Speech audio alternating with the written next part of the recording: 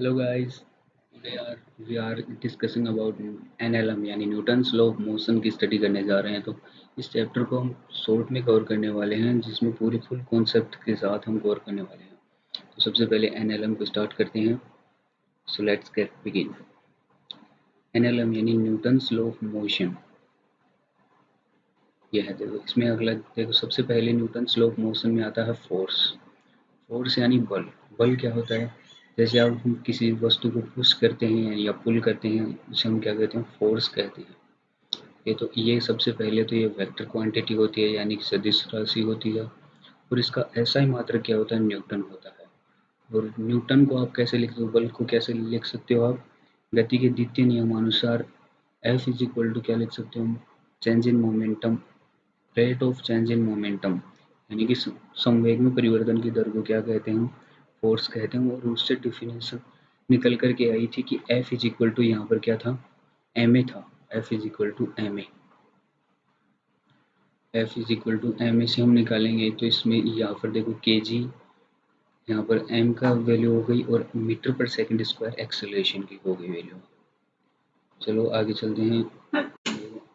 बलों का प्रकार, कितने टाइप्स के बल पाए जाते हैं यहाँ पर? ब्रह्मांड में 4 प्रकार के बल पाए जाते हैं। First contact force, non contact force, gravitational force, nuclear force.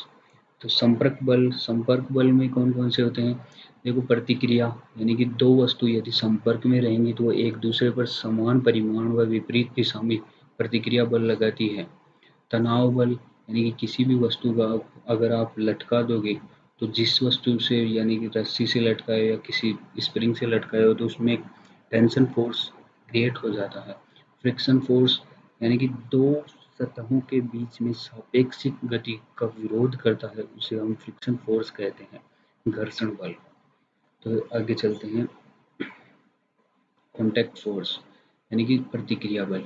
यहाँ पर देखो, दो सतहों के बीच में विपरीत दिशा में लग रहे हैं और दोनों सतह एक दूसरे पर लगाएंगे, समान परिमाण का लगाएंगे, यानी इनका मैग्नीट्यूड क्या रहेगा? इक्वल रहेगा।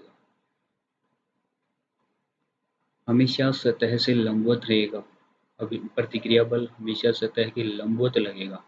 जितने संपर्क होंगे उतने ही बल लगेंगे। यानी ये वन कॉन्टैक्ट है, इधर ये पूरी सतह, ये इस वाली ईट या ब्लॉक, कोई कुछ भी मान सकते हो, उससे संपर्क में है, जिससे लंबवत बल लग रहा है।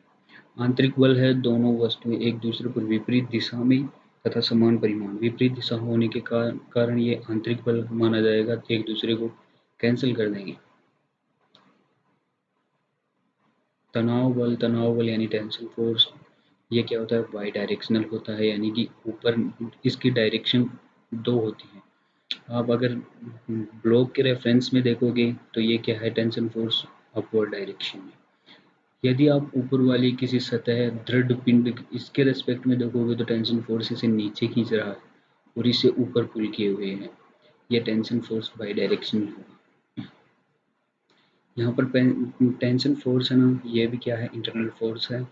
टेंशन फोर्स का वर्क में कोई भी कंट्रीब्यूशन नहीं होता है, आंतरिक बल होता है। ये देखो, जितने कॉन्टैक्ट होंगे उतने कॉन्टैक्ट फोर्स लगेंगे। यहाँ पर देखो, ये हम बाह्य बल है F, यहाँ Na क्या है? इस वाली दीवार का एक ही सतह पर डाला गया प्रतिक्रिया बल है Na। और यहाँ पर ये इसका भार है mg, 5 kg है, तो 5 इंटू जनरली हम जी का मान 10 लेते हैं, तो 5 इंटू जी 1050 हो गया है।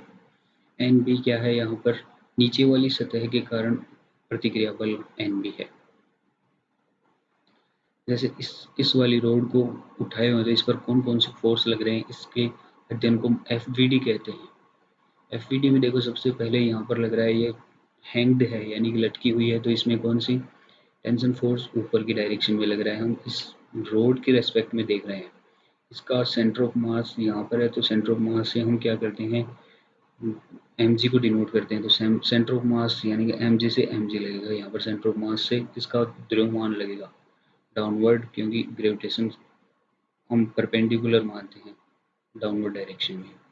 और ये यहाँ पर कांटेक्ट में है, तो कांटेक्ट सतह से परपेंडिकुलर डायरेक्शन में यहाँ पर क्या लगेगा? वो प्रतिक्रिया बल। फ्री बॉडी डायग्राम यानी FBD जिसका अध्ययन हम करने जा रहे हैं कि किसी भी वस्तु पर लगने वाले सभी बलों का हम यदि अध्ययन करें, सभी बलों को एक ही चित्र में प्रदर्शित करें तो हम इसे क्या कहते हैं, एफवीडी डायग्राम कहते हैं। सबसे पहले आपको ऑब्जर्वेशन करनी है कि कितने टाइप्स के बल लग रहे हैं। इसमें आंतरिक बलों का भी निर्देशन किया जाता है। बलों को अलग से बलों के साथ बनाइए, ये इसकी सेकंड स्टेप है। तीसरा है कैलकुलेशन। तो देखो इस ब्लॉक का हम ऑब्जर्वेशन कर रहे हैं तो ये इस पर रखा है, तो सबसे पहले इस पर नीचे वाला mg बल ऊपर वाले अविलंब प्रतिक्रिया बल द्वारा संतुलित हो रहा है, तो इसको अलग से बनाएंगे हम ब्लॉक को। तो यहाँ पर देख लो, इसका नीचे क्या लग रहा है, mg लग रहा है, और ऊपर क्या लग रहा है, अविलंब प्रतिक्रिया बल लग रहा है। FVD है, FVD इसमें यहाँ पर mg लग रहा है, ये क्या है, अभिलंब बल है, प्रतिक्रिया बल है, और ये टेंशन फोर्स है। पीछे से हम इसका अध्ययन कर चुके हैं।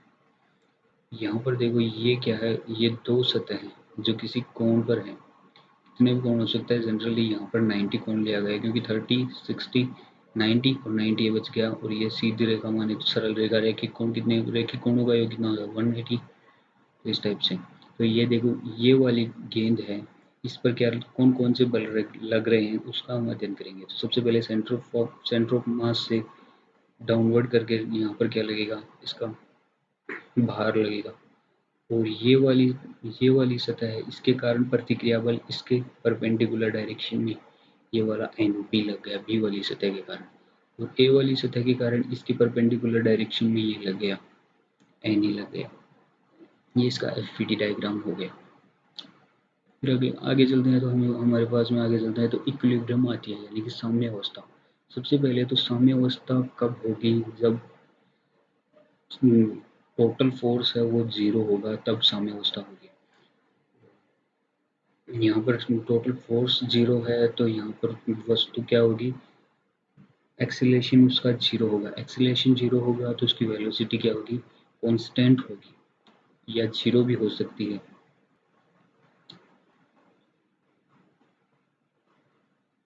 ये क्वेश्चन है, इसमें दिया गया है कि एन और एन बी का मान ज्ञात करना है। ये 10 kg का है, इस पर 37 डिग्री से फोर्स अप्लाई कर रहे हैं 100 न्यूटन का। तो इसमें देखो, इसमें एन ए और एन बी, एन ए कैसे है, यहाँ पर लगेगा, तो एन ए ये सबसे पहले तो हमें ये ऑब्जर्वेशन करना है कि ये बॉडी किस में है, इक्विलिब्रियम कंडीशन में है। तो इसमें एक्स में टोटल फोर्स, वाई में टोटल फोर्स, और जेड भी यदि हो तो जेड में टोटल फोर्स को हम 0 करेंगे।